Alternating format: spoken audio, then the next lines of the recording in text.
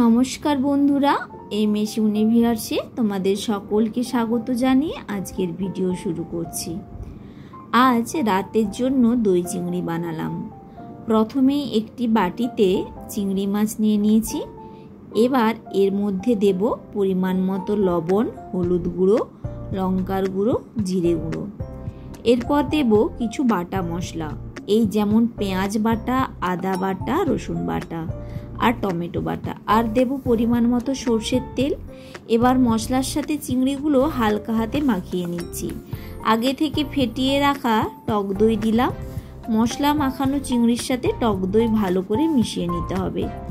টক দইটা আমি অল্প লবণ দিয়ে আগে থেকে ফেটিয়ে রেখেছিলাম। এটি আমি 30 মিনিটের মতো রেস্টে রেখে দেব। 30 মিনিট পর কড়াইতে পরিমাণ মতো সর্ষের তেল গরম করে গোটা গরম মশলা দিলাম। এরপর দেব একটি মিডিয়াম সাইজের পেঁয়াজ কুচি। যতক্ষণ না পর্যন্ত পেঁয়াজের রং হালকা বাদামি হয়ে এসেছে ততক্ষণ নাড়তে থাকবো। পেঁয়াজ ভাজা ভাজা হয়ে আসলে আগে থেকে ম্যারিনেট করা চিংড়িগুলি তুলে দেব। গ্যাসের ফ্লেম লো টু মিডিয়ামে রেখে এই রান্নাটি করতে হবে। চিংড়িগুলি হালকাভাবে নেড়ে চেড়ে মিনিট 5 মতো ঢাকা দিয়ে দিলাম।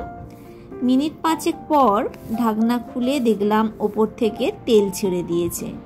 এরপর আরেকটু নেড়ে চেড়ে নেব, একটু ভালোভাবে কষিয়ে নিতে হবে।